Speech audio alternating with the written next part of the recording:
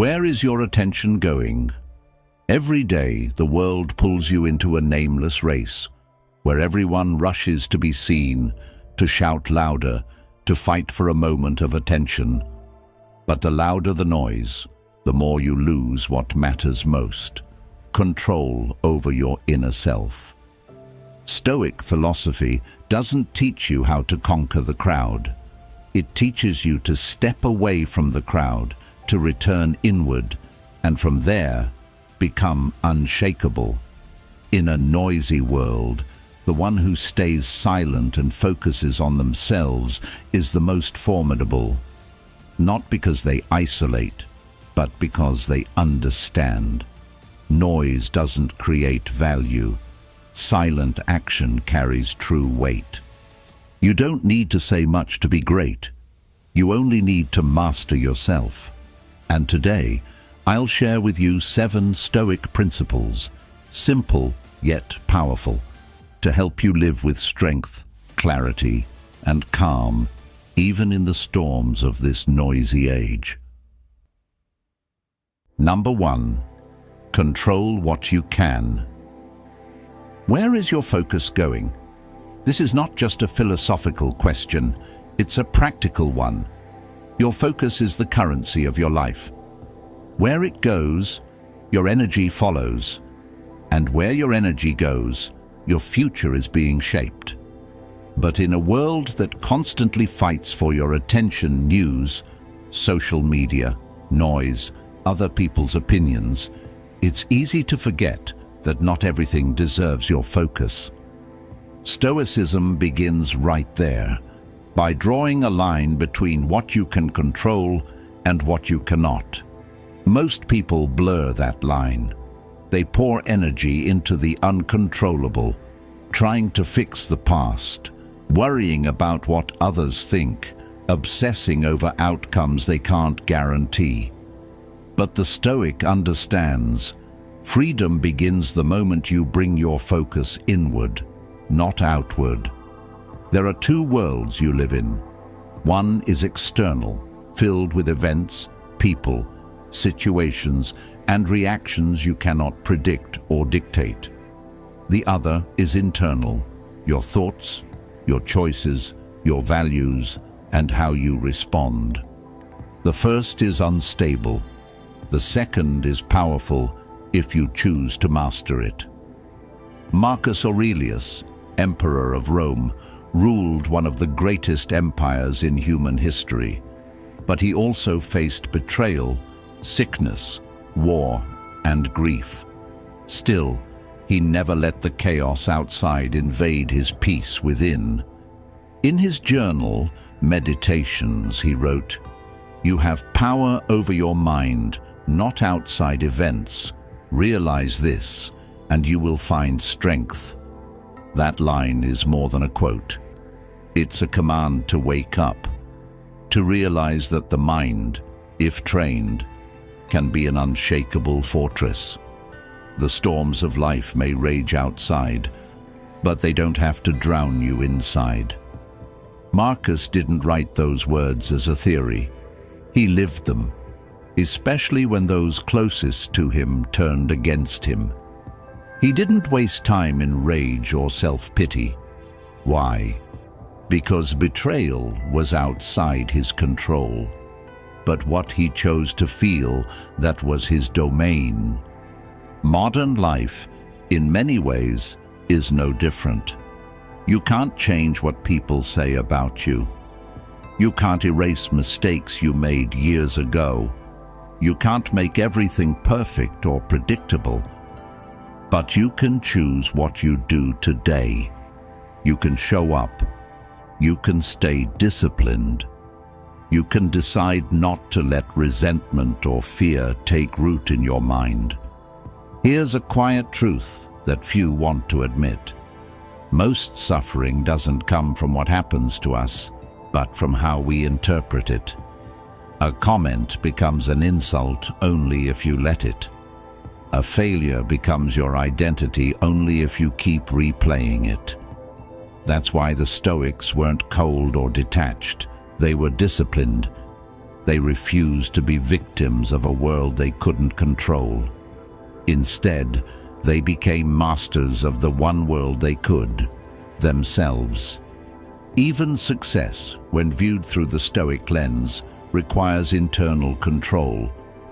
Many people chase recognition, money, or validation, hoping that achievement will quiet their anxiety. But they soon find that outer success without inner clarity is just another kind of noise. That's why the Stoic doesn't chase everything. He chooses what matters. And what matters is what he can shape from within. Gratitude is in your control. Discipline is in your control. Forgiveness is in your control. The past is not. The actions of others are not. And the future, it's shaped by what you do now, not by what you worry will happen tomorrow. It's easy to get distracted, to spread yourself thin across 10 different fears. But focus is an act of rebellion in a distracted world. And focus begins by asking, is this mine to carry? If it's not, put it down. That's not indifference. That's intelligence. So, focus on what you can control, and do it quietly. Do it without needing applause. The most powerful growth happens in silence. You don't need to prove anything to the world. You only need to show up for yourself. The rest will follow. When you train your mind to stay in your lane, to stop chasing control over the uncontrollable, you don't become weaker. You become invincible because you stop fighting battles that were never yours in the first place. Number 2, meaning creates emotion. Where your focus goes, your emotions follow. And what shapes your focus is not what happens to you, but the meaning you give to what happens. This is the Stoic truth most people overlook. You don't control events, but you always control your interpretation of them. Life throws the same storms at everyone. Some break, some rise. Why? Because pain alone doesn't define us. It's the story we tell ourselves about the pain that determines whether we spiral or strengthen. Imagine you lose your job. One person panics, feels worthless, and sinks into despair. Another sees it as a forced pivot, a painful but necessary push towards something greater. Starting their own business, learning a new skill, reclaiming their time. The event is the same. The emotion is different. And it all stems from meaning.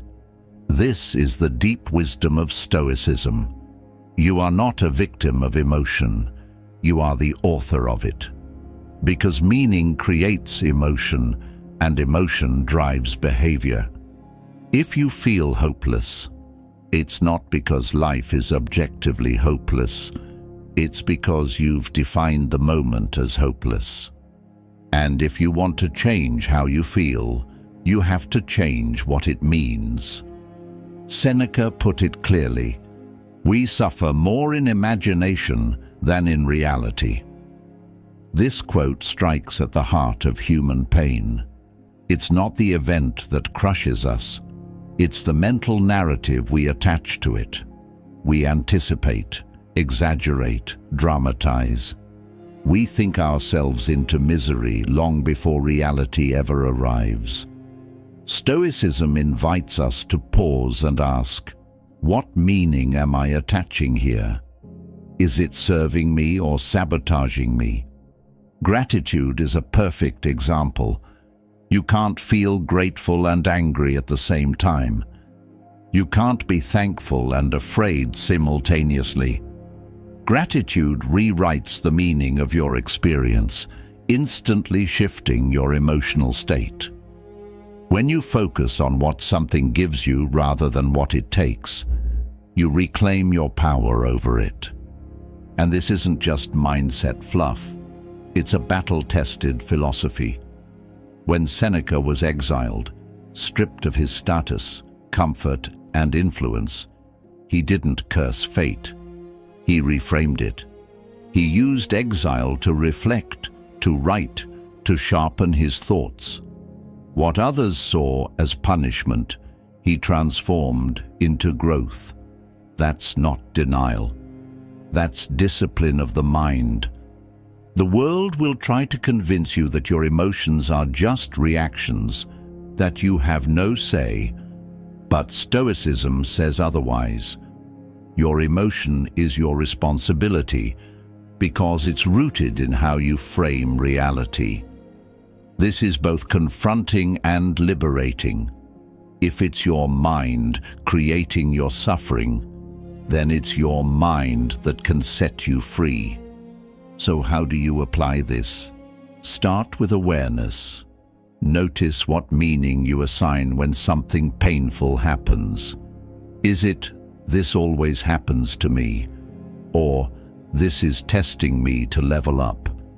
Then consciously rewrite the story. Ask, what could this mean that would make me stronger? What lesson is hidden inside this pain? This shift won't erase the difficulty, but it will change the energy with which you face it. And energy is everything. The person who sees pain as a teacher will walk through it with courage. The one who sees it as punishment will collapse under its weight. The core idea is this: events are neutral in meaning, is personal, and in that space between what happens and what you decide it means, your power lives. That's where your freedom starts. So next time you're hit with rejection, failure, betrayal, pause. Don't ask why me, ask what now. Don't reach for the nearest distraction or someone to blame. Sit in the silence, focus inward, reframe the meaning. That's Stoic strength, not in words, but in inner clarity. And this internal clarity leads us to the next Stoic principle, one that separates the ordinary from the extraordinary. If meaning creates emotion, then the way we build meaning privately has everything to do with the power we project publicly. Because what the world sees, the confidence, the mastery, the resilience, is just the tip of the iceberg. What lies beneath? Private discipline. And that's what we'll explore next. Number 3, private discipline builds public power. Steph Curry didn't become the greatest shooter in basketball history because of luck, fame, or God-given talent. He became who he is because for over 15 years, he's shown up early mornings, late nights, shooting 500 shots every single day, even when no one was watching. Especially when no one was watching. His success is not flashy. It's not viral. It's silent, disciplined, and invisible until one day it isn't. We cheer for the game-winning three-pointer, but we don't see the countless hours spent alone in the gym. That's the paradox of greatness. What the world applauds is only the tip of the iceberg.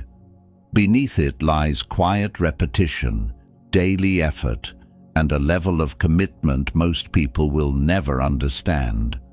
Curry is not just an athlete. He is a living embodiment of a Stoic truth.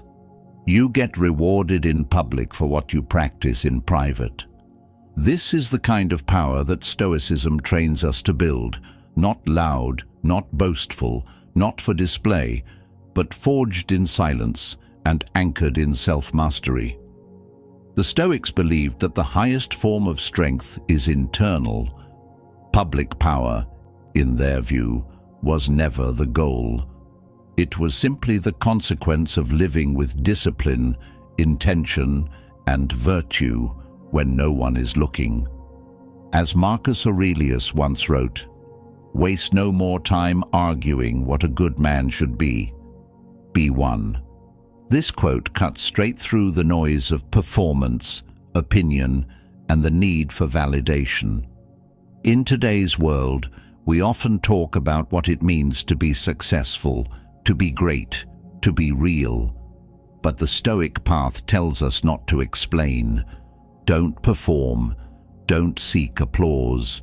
Be, do, endure. And let your results, not your words, speak for you. When you practice discipline in silence, you're not just building habits, you're building character. And character is magnetic. It speaks for you when you walk into a room. It becomes the quiet power that others feel but can't quite explain. That's what Steph Curry brings to the court. Not just his talent, but the weight of his unseen preparation. In a culture obsessed with visibility, followers, likes, and public praise, the Stoic challenges you to do something radically different. Focus on yourself and stay silent. Not because the world doesn't matter, but because it's not the source of your strength. Your value doesn't come from outside approval. It comes from doing the work, quietly, consistently, day after day. When you live like this, recognition becomes irrelevant. And ironically, that's when it often arrives. The modern world teaches us to chase attention. Stoicism teaches us to earn respect, and the two are not the same. Attention is fleeting, addictive, and often shallow. Respect is slow, steady, and rooted in depth. You don't get it from shouting, you get it from showing up, especially when no one is watching, especially when it's hard. So if you feel like you're being overlooked, dismissed, or ignored, good. That's where your real power begins. That's where all greatness starts. Not in the spotlight, but in the shadows. The Stoic knows this and leans into it, because growth doesn't need an audience. Only ego does. Think of the seed buried in soil. No one sees it, but day by day, it transforms silently until one day it breaks through the surface. That's what your quiet discipline is doing. That's what Steph Curry understood. That's what the Stoics preached 2,000 years ago. Excellence isn't born in public, it's earned in private. In the end, your life will speak for you. Not your words, not your posts, not your followers. Just the quiet, consistent, disciplined choices you made when no one was watching. Number 4, self-esteem is earned, not given. What if your lack of confidence isn't because something is wrong with you, but because you've been looking for it in all the wrong places? In a world obsessed with praise, likes, and validation, it's easy to believe that self-esteem is something you're given by parents, by friends, by followers, by strangers. It teaches us one hard but freeing truth. Self-esteem is not given, it is earned. Through effort, through discipline, through doing what's hard when no one's watching. You don't build confidence by wishing for it. You build it by showing up over and over again, doing things that stretch you beyond comfort and ego. You build it when you stop needing others to tell you you're enough, because your actions already prove it to you. When you commit to something meaningful, something bigger than your own self-image, the endless noise in your mind begins to quiet down. The anxiety of being not good enough fades not because the world suddenly praises you, but because you finally respect yourself. not for who you are, but for what you've earned. Marcus Aurelius, a Roman emperor and Stoic philosopher, once wrote, "Waste no more time arguing what a good man should be. Be one." This isn't just a quote to remember. It's a challenge. It's the Stoic blueprint. Stop talking, start becoming. Instead of asking, "Why don't I feel worthy?" ask yourself, "What am I doing that makes me respect the person I see in the mirror?" That question, uncomfortable as it may be, is a turning point. Because when you stop chasing esteem from the outside, you start generating it from the inside. And it's not built on shallow positivity. It's built on effort, sacrifice, and quiet victories. Think about it. The moments that made you proud weren't when someone complimented you. They were when you pushed through something hard. When you stuck to a commitment you didn't think you could. When you showed up, again, after failing. Those are the bricks of real self-esteem.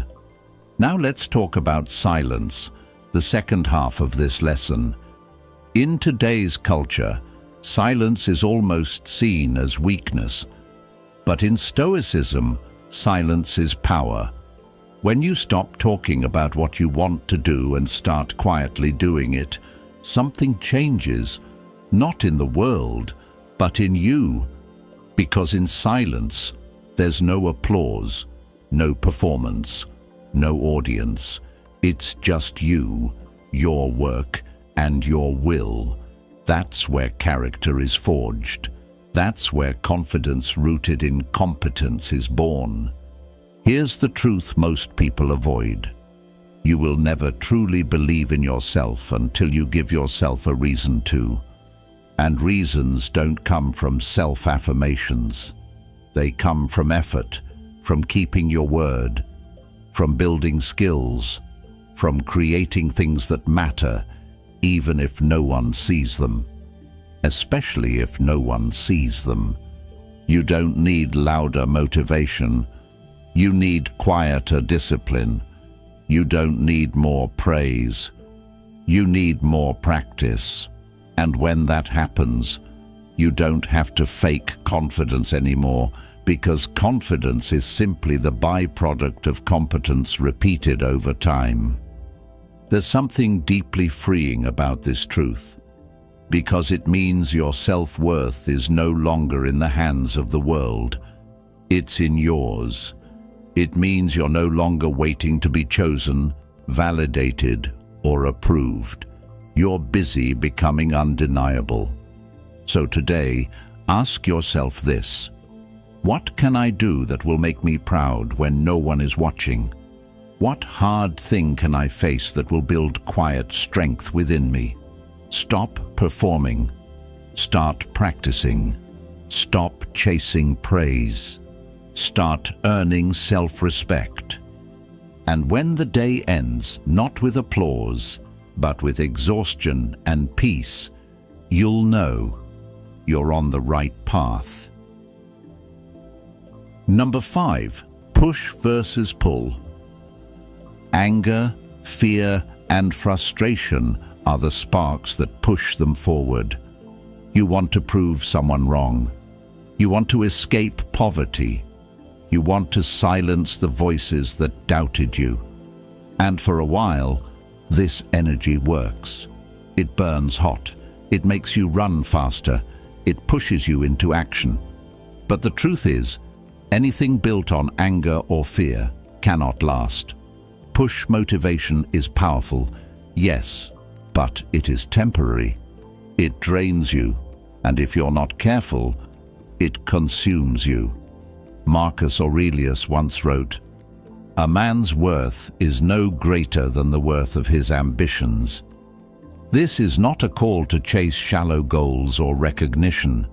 It is a reminder that what drives us must be aligned with meaning.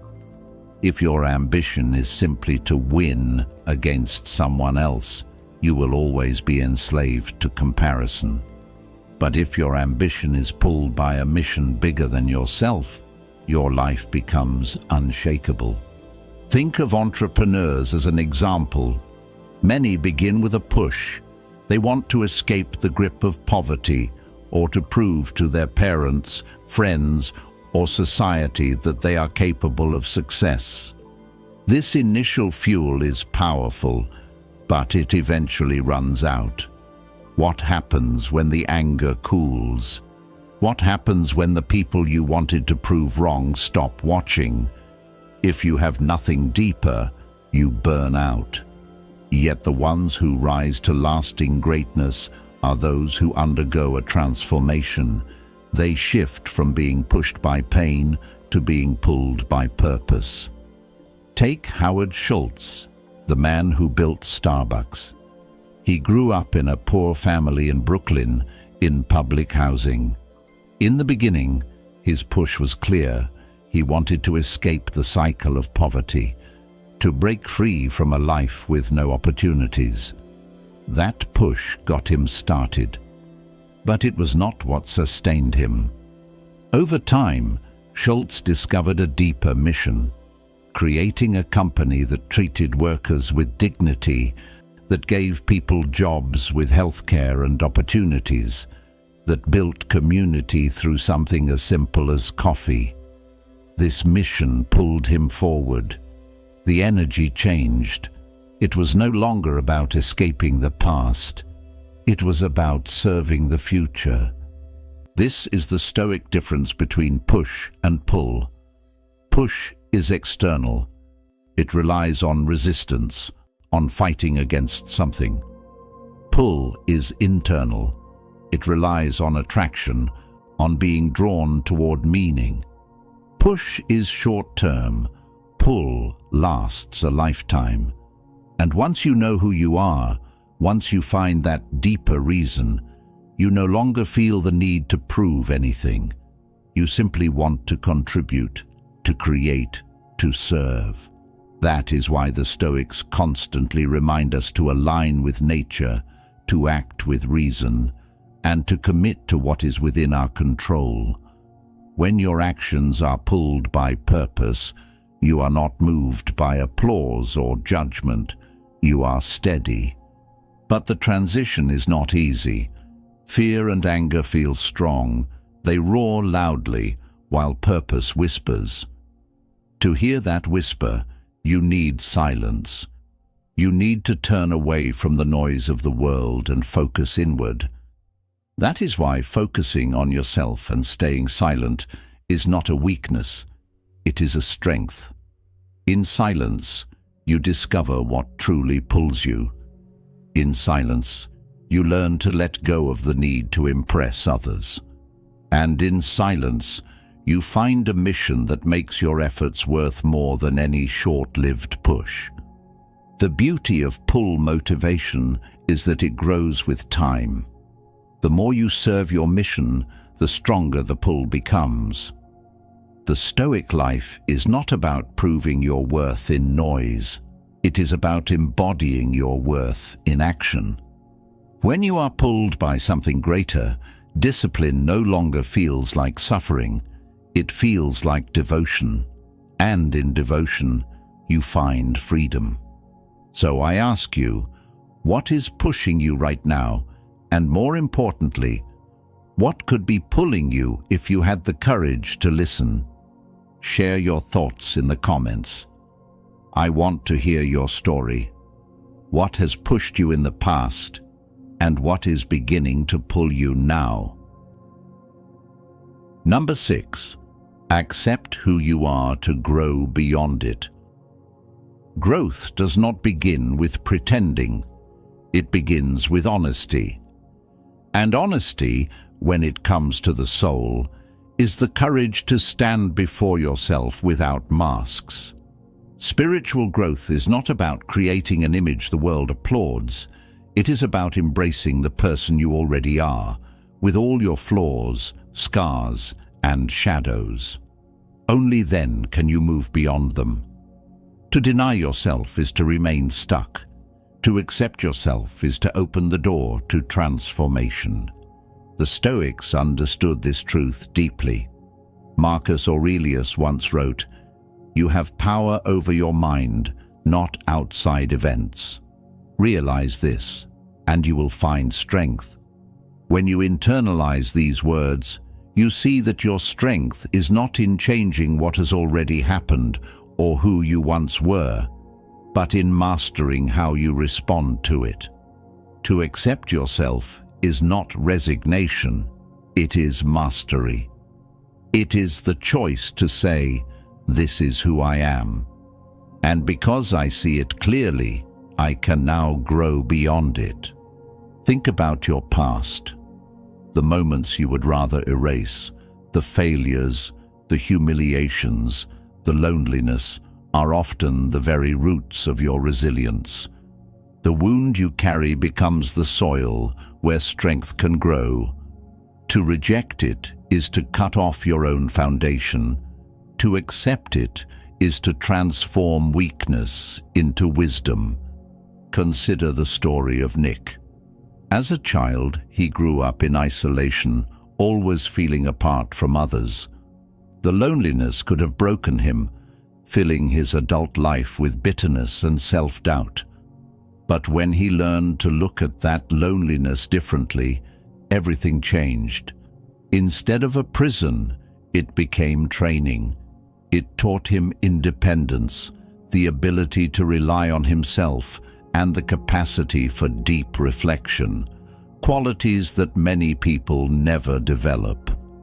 What once felt like a curse revealed itself as a gift. His solitude became his superpower. This is the paradox of acceptance. The very thing you want to hide is often the seed of your future greatness. Every hero's journey begins in imperfection. The hero is not chosen because he is flawless, but because he dares to confront his flaws and transform them. You are no different. Your journey will demand that you face yourself honestly, with courage and compassion, and then step forward stronger. Accepting yourself is not the end of the road. It is the beginning of growth. It is the moment you stop fighting the truth and start using it. The scars on your soul can either weigh you down or sharpen your spirit. Which one it becomes depends on your willingness to embrace them. And as you hold this thought, a deeper question emerges. What if the very pain you've been trying to escape is not your weakness, but your hidden strength? What if the burden you carry could become the very power that lifts you higher than you ever imagined? This is the final principle in our journey. Number 7. Your pain can be your power. There are experiences in life that cut us open, that break us down so completely we wonder if we will ever stand again. They feel unbearable in the moment of betrayal, loss, failure, or humiliation. And yet, paradoxically, those very moments can also become the most valuable chapters in our story. Pain, though unwanted, carries a secret gift, the chance to forge resilience, to awaken strength we did not know we had, and to reimagine who we can become. This truth may feel impossible to accept when you are in the middle of your suffering.